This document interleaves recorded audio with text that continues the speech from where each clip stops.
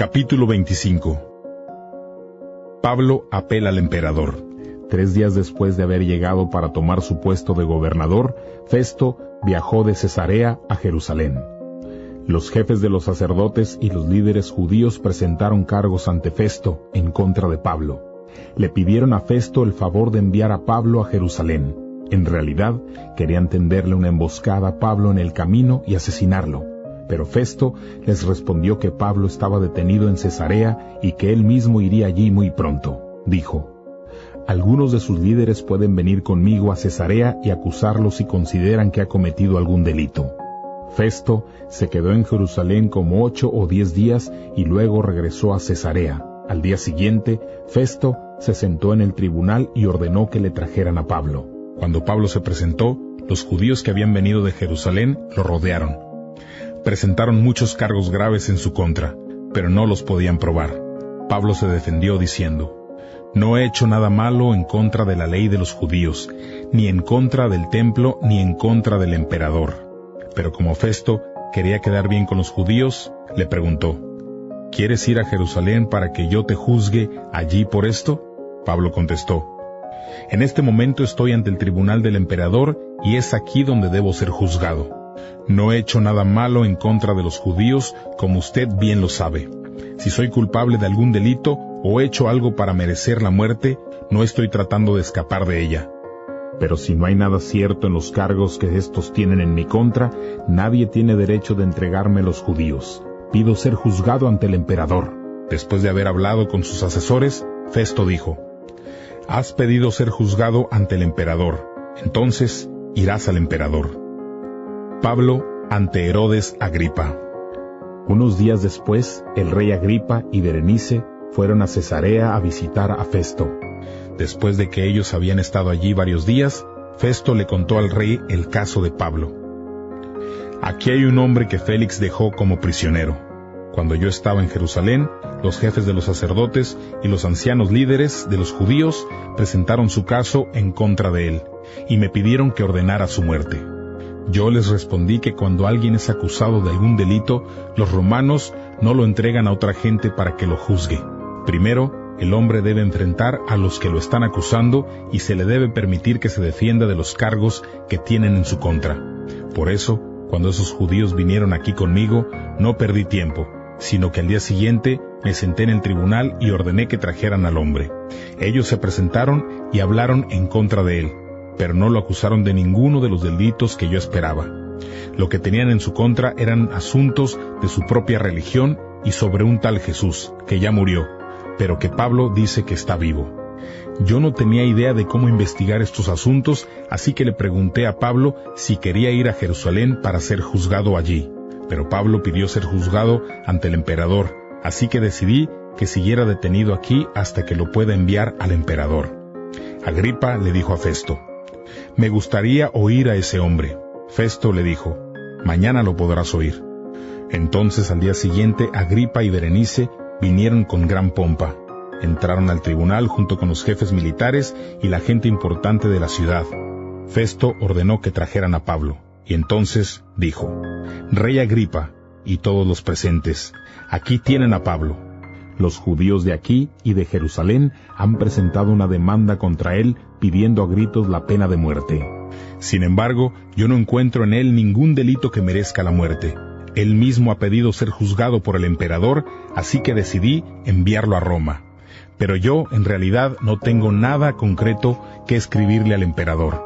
Así que lo he traído ante ustedes, y en especial ante ti, Rey Agripa, para que lo interrogues y así yo tenga que escribir.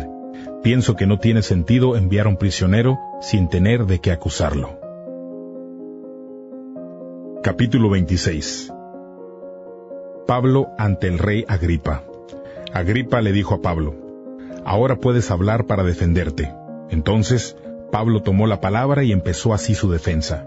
Rey Agripa, me siento afortunado de poder presentar hoy mi defensa ante usted contra todas las acusaciones que los judíos han hecho. Me complace poder hablar ante usted porque conoce las costumbres y discusiones de los judíos. Por favor, escúcheme con paciencia. Todos los judíos saben cómo he vivido en mi país y en Jerusalén desde que era joven. Me conocen desde hace mucho tiempo y pueden testificar, si quieren, que yo era un buen fariseo. Los fariseos son el grupo más estricto de nuestra religión. Ahora estoy en un juicio porque espero la promesa que Dios le hizo a nuestros antepasados. Es la promesa que hoy todo nuestro pueblo, descendiente de las 12 tribus, espera recibir adorando a Dios de día y de noche. Y por esa esperanza, oh Rey, me acusan los judíos. ¿Por qué creen ustedes que es imposible para Dios resucitar a los muertos? Yo también creía que tenía que hacer todo lo que pudiera en contra del nombre de Jesús de Nazaret. Eso fue lo que hice en Jerusalén, en donde con autorización de los jefes de los sacerdotes mandé meter en la cárcel a muchos creyentes. Cuando los mataban, yo estaba de acuerdo, y en todas las sinagogas yo hacía todo lo posible para obligarlos a renegar de su fe. Mi furia contra ellos era tal que llegué hasta el extremo de viajar a otras ciudades para encontrarlos y hacerles daño. En una ocasión, los jefes de los sacerdotes me dieron autorización para ir a Damasco. Al mediodía, mientras iba por el camino, vi, oh Rey, una luz que nos iluminaba a mí y a los que venían conmigo. La luz venía del cielo y era más brillante que el sol. Todos nosotros caímos al suelo y oí una voz que decía en arameo: Saulo, Saulo, ¿por qué me persigues?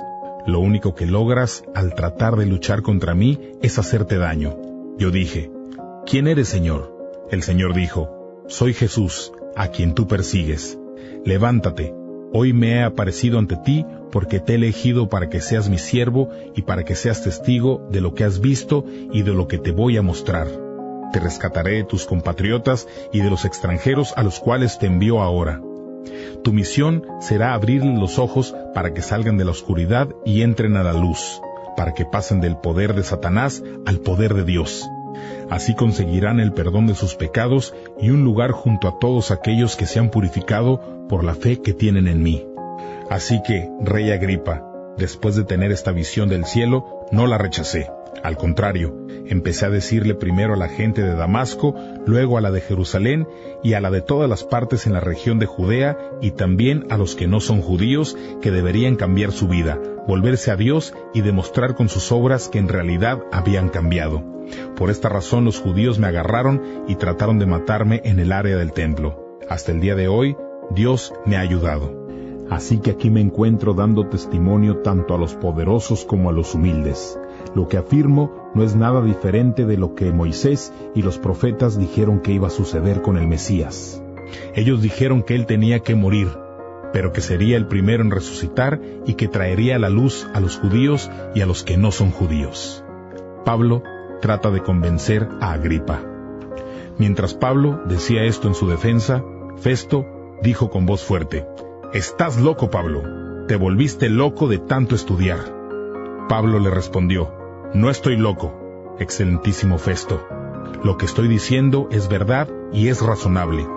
El rey sabe de esto y por eso me atrevo a hablar con toda libertad.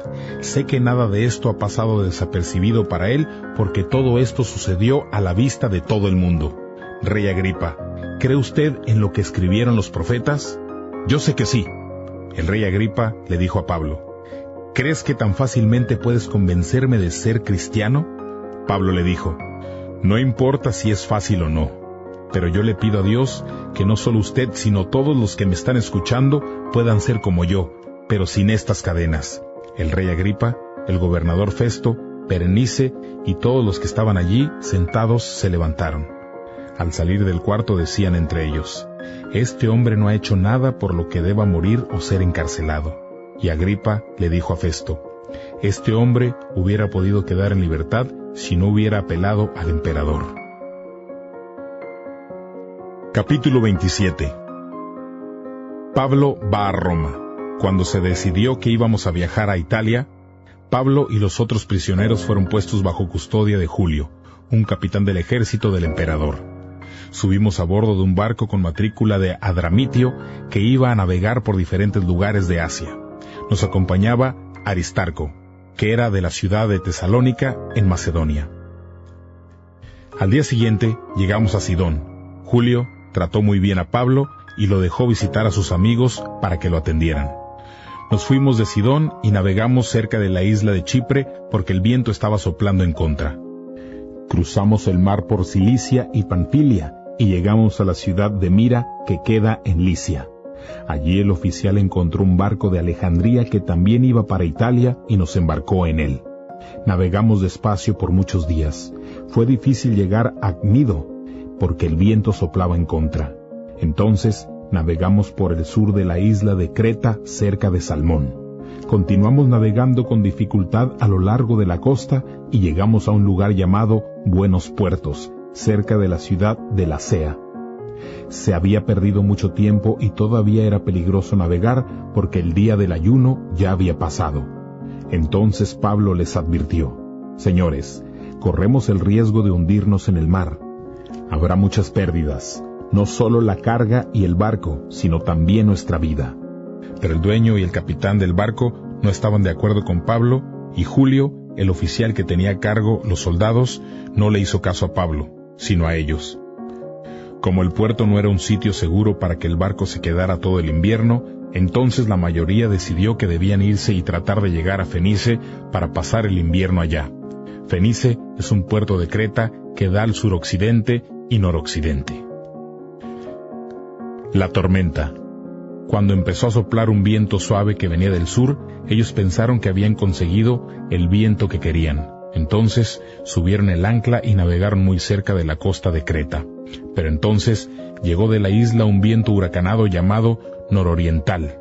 La tormenta empujó al barco y no los dejaba navegar en contra del viento. Entonces dejamos que el viento nos llevara. Fuimos al otro lado de una pequeña isla llamada Cauda, y con mucha dificultad pudimos subir al bote salvavidas. Después de asegurarlo, los hombres ataron cuerdas alrededor del barco para reforzarlo. Tenían miedo de que el barco golpeara los bancos de arena de la Sirte.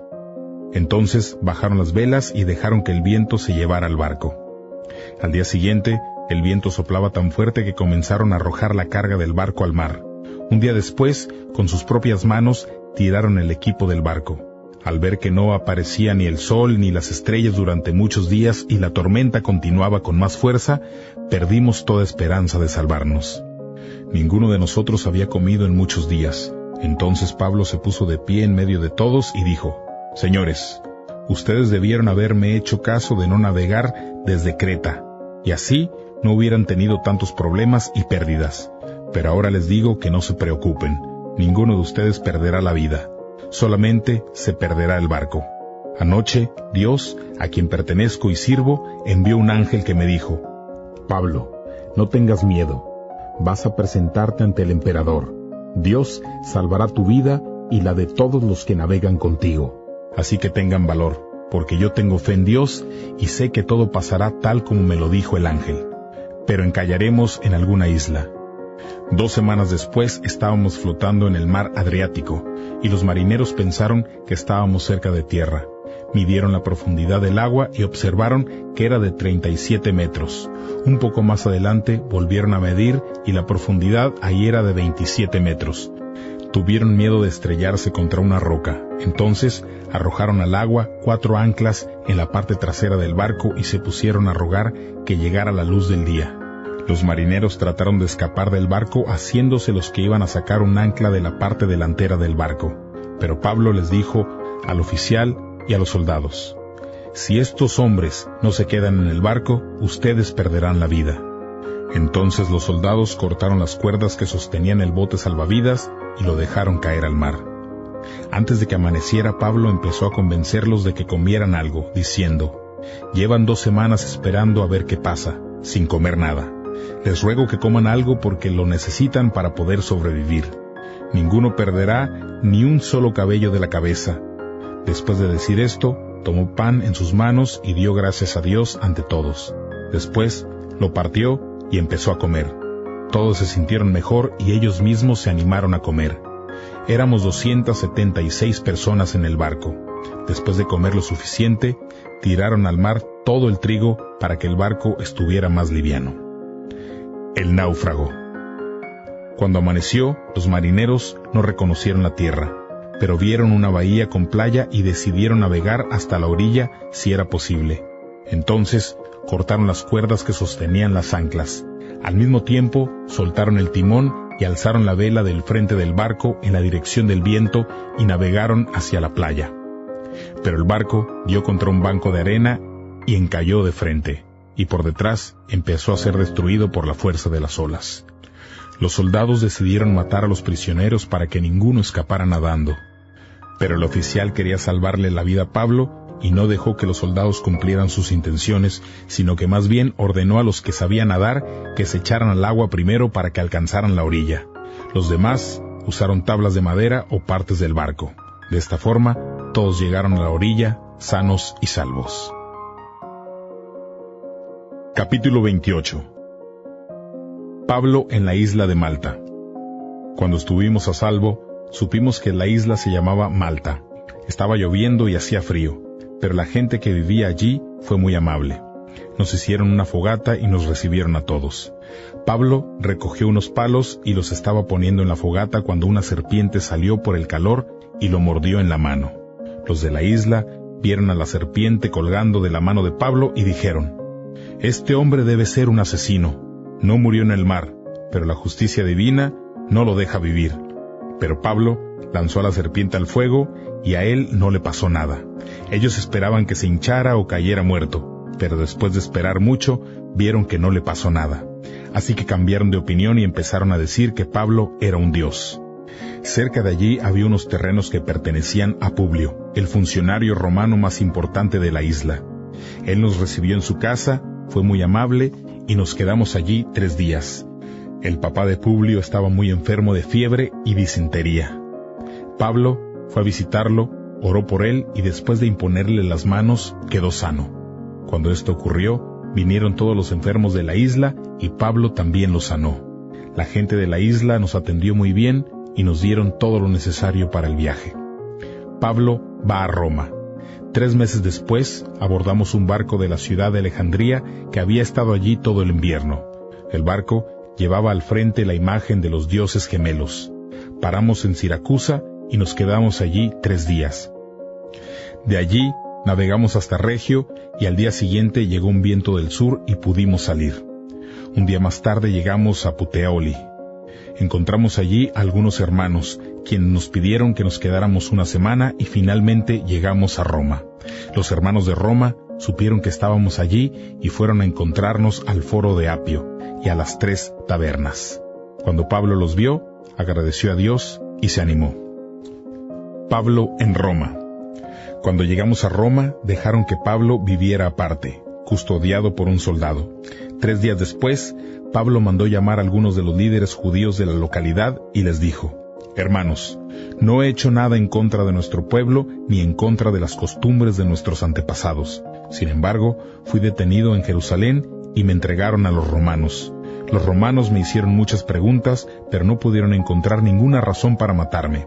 Entonces querían dejarme en libertad. Pero los judíos no querían que me soltaran, así que tuve que apelar al emperador, pero no porque tenga nada de qué acusar a mi pueblo. Por eso quería verlos y hablar con ustedes. Estoy atado a estas cadenas porque creo en la esperanza de Israel». Ellos le respondieron: «No hemos recibido cartas de Judea que hablen de ti. Ninguno de nuestros hermanos judíos que viajaron desde Judea trajo noticias de ti ni nos dijo nada malo de ti. Pero queremos escuchar tus ideas porque sabemos que en todas partes se habla en contra de esta secta». Pablo y los judíos decidieron una fecha para la reunión y ese día fueron muchísimos más de ellos a donde se quedaba Pablo. Él les habló solamente desde la mañana hasta la tarde, acerca del reino de Dios para convencerlos respecto a Jesús. Para esto, Pablo utilizó la ley de Moisés y las escrituras de los profetas. Algunos creyeron lo que Pablo decía, pero otros no. Discutieron entre sí y se preparaban para irse, pero Pablo les dijo algo más. Bien les decía el Espíritu Santo a sus antepasados a través de su profeta Isaías: «Ve a este pueblo y dile, por más que oigan, no entiendan, por más que miren, no captarán. Han cerrado su mente, se taparon los oídos y cerraron los ojos. Si no fuera así, entenderían lo que ven y lo que oyen. Se volverían a mí, y yo los sanaría. Por lo tanto, quiero que ustedes sepan que Dios envió su salvación a los que no son judíos. Ellos sí escucharán». Pablo se quedó 2 años completos en una casa alquilada, donde recibía a todos los que iban a visitarlo. Él anunciaba el reino de Dios y enseñaba acerca del Señor Jesucristo. Lo hacía abiertamente y sin que nadie se lo impidiera.